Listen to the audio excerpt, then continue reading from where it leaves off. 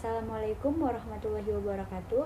Perkenalkan, nama saya Amelia Hasan. Saya dari program studi PGSD dengan kelas M25A1. Pada kesempatan kali ini saya ingin mempresentasikan dengan judul Nilai dan Norma Warga Negara Indonesia.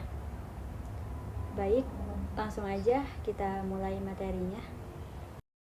Baik, yang pertama ada definisi dan konsep utama. Nilai. Nilai adalah sesuatu yang dianggap baik, penting, dan berharga dalam kehidupan manusia, yang menjadi dasar dalam bersikap dan bertindak. Artinya, sebelum seseorang melakukan sesuatu tindakan, sebenarnya ia sudah dipengaruhi oleh nilai yang ia yakini, seperti nilai kejujuran, tanggung jawab, dan keadilan. Selain itu, nilai juga berfungsi sebagai pedoman dalam mengambil keputusan, sehingga seseorang dapat menentukan mana yang benar dan mana yang salah. Sedangkan norma adalah aturan atau pedoman yang mengatur perilaku manusia dalam masyarakat. Norma bisa berupa aturan tertulis seperti hukum maupun tidak tertulis seperti adat istiadat dan sopan santun. Norma biasanya berisi perintah dan larangan yang harus dipatuhi agar tercipta ketertiban dalam kehidupan bermasyarakat.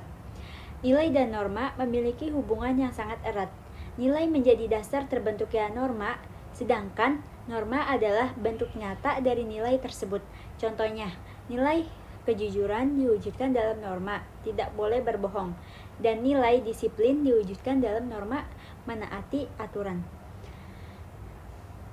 Selanjutnya, ada contoh nyata dalam masyarakat. Yang kedua, ada contoh nyata dalam masyarakat. Dalam kehidupan masyarakat, penerapan nilai dan norma dapat dilihat dari sikap jujur, bertanggung jawab, dan menjunjung tinggi integritas dalam menjalankan tugas. Misalnya, seseorang pejabat yang mengelola anggaran negara dengan transparan dan tidak menyalahgunakan wewenangnya. Hal ini mencerminkan nilai kejujuran dan tanggung jawab serta sesuai dengan norma hukum yang berlaku.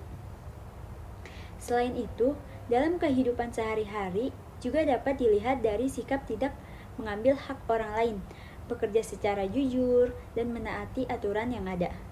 Tindakan tersebut menunjukkan adanya penerapan nilai moral serta norma sosial dalam kehidupan bermasyarakat. Dengan adanya penerapan nilai dan norma tersebut, kehidupan masyarakat dapat berjalan dengan tertib, adil, dan harmonis.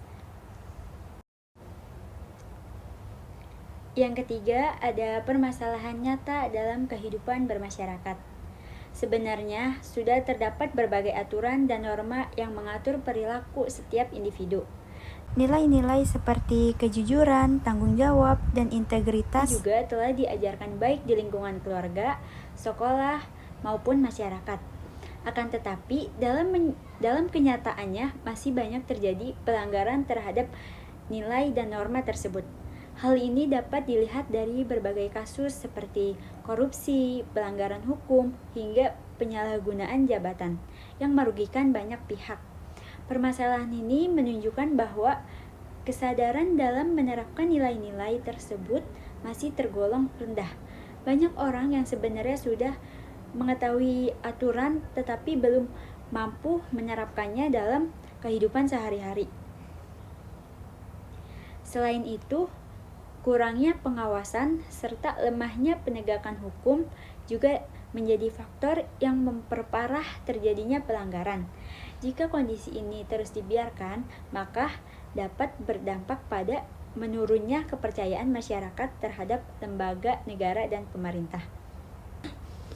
Untuk memperjelas permasalahan tersebut, saya akan menampilkan salah satu contoh kasus nyata yang diberitakan oleh Liputan 6, yaitu kasus korupsi yang melibatkan pejabat negara melalui video ini.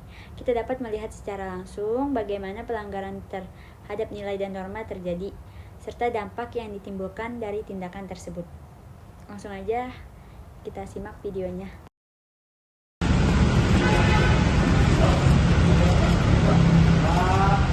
Senyum Pak. Senyum Pak. Musuh amat. Ada mau disampaikan Pak soal statusnya Pak? Pak. Musuh amat sih Pak. Karyawan. Lemes amat. Kemudian pada hari ini juga Kamis tanggal 16 April 2026 tim penyidik Jampitsus telah menetapkan yaitu saudara HS ya, menetapkan tersangka saudara HS dalam perkara dugaan tindak pidana korupsi dalam kegiatan tata kelola usaha pertambangan nikel tahun 2013 sampai 2025. Penetapan tersangka tersebut dilakukan setelah tim penyidik memperoleh bukti yang cukup melalui serangkaian tindakan penyidikan, penggeledahan dan lain-lain. Sedangkan kasus posisi adalah sebagai. Jadi pada awalnya ada salah satu perusahaan bernama PT TSHI itu memiliki permasalahan perhitungan PNBP oleh Kemenhub.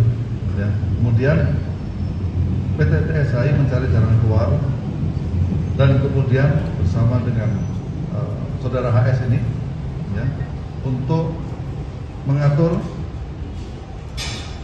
sehingga surat atau kebijakan yang dilakukan oleh Kemenhub itu dikoreksi oleh Ombudsman dengan perintah agar PT TSHI melakukan penghitungan sendiri terkait beban yang harus dibayar. Kemudian untuk melaksanakan hal tersebut, ya, tersangka ini menerima sejumlah uang, dari saudara LKM yang merupakan direktur PT TSHI, kurang lebih yang sudah diserahkan dari satu orang ini adalah kurang lebih sejumlah 1,5 miliar rupiah atau 1,5 miliar rupiah. Kemudian terhadap tersangka HS itu kami tetapkan melanggar pasal 12 huruf A, 12 huruf B, pasal 5 dan pasal 606 KUHP yang baru. Pada saat ini tersangka dilakukan penahanan selama 20 hari ke depan di Rutan Salemba, Cabang Kejaksaan Negeri Jakarta Selatan. Untuk AW tadi dilakukan penahanan di Rutan Salemba. Baik, seperti yang kita lihat di video tadi, dari video tersebut dapat dilihat bahwa kasus korupsi masih terjadi di Indonesia dan bahkan melibatkan pejabat tinggi negara. Dalam video tersebut dijelaskan bahwa Ketua Ombudsman RI ditangkap oleh Kejaksaan Agung karena diduga terlibat dalam kasus korupsi terkait sektor tambang. Bahkan penangkapan tersebut terjadi tidak lama setelah ia menjabat sebagai ketua. Hal ini menunjukkan adanya pelanggaran serius terhadap nilai dan norma dalam kehidupan bernegara. Tindakan korupsi tersebut jelas melanggar nilai kejujuran dan tanggung jawab. Karena pelaku menyalahgunakan jabatan dan kepercayaan yang telah diberikan untuk kepentingan pribadi. Selain itu, tindakan ini juga melanggar norma hukum yang berlaku karena termasuk perbuatan ilegal yang dapat merugikan negara. Dampaknya tidak hanya berupa kerugian secara finansial, tetapi juga menurunkan kepercayaan masyarakat terhadap lembaga negara. Kasus ini juga menunjukkan bahwa masih rendahnya penerapan nilai moral dan etika, terutama pada pejabat yang seharusnya menjadi contoh bagi masyarakat. Oleh karena itu, diperlukan penegakan hukum yang tegas serta kesadaran dari setiap individu untuk menjunjung tinggi nilai kejujuran, tanggung jawab, dan integrasi dalam kehidupan sehari-hari. Yang terakhir, saya akan membacakan kritik dan solusi. Kritik terhadap kasus ini adalah masih lemahnya penerapan nilai moral dan etika, terutama pada pejabat negara yang seharusnya menjadi contoh bagi masyarakat. Selain itu, pengawasan terhadap pejabat juga dinilai masih kurang optimal, sehingga masih ada celah untuk melakukan penyalahgunaan jabatan. Hal ini menunjukkan bahwa penerapan nilai kejujuran dan tanggung jawab belum berjalan dengan baik. Jadi, solusi atau untuk mengatasi permasalahan tersebut diperlukan penegakan hukum yang tegas dan adil tanpa pandang bulu atau memandang siapapun itu, agar memberikan efek jera bagi pelaku korupsi. Selain itu, perlu adanya peningkatan pendidikan karakter. khususnya dalam menanamkan nilai kejujuran, tanggung jawab, dan integritas sejak dini. Pengawasan terhadap pejabat juga harus diperkuat serta masyarakat perlu berperan aktif dalam mengawasi dan melaporkan tindakan yang menyimpang. Dengan adanya upaya tersebut, diharapkan penerapan nilai dan norma dalam kehidupan bernegara dapat berjalan lebih baik. Baik, mungkin cukup sekian presentasi yang dapat saya sampaikan. Kurang lebihnya mohon maaf. Assalamualaikum warahmatullahi wabarakatuh. Terima kasih.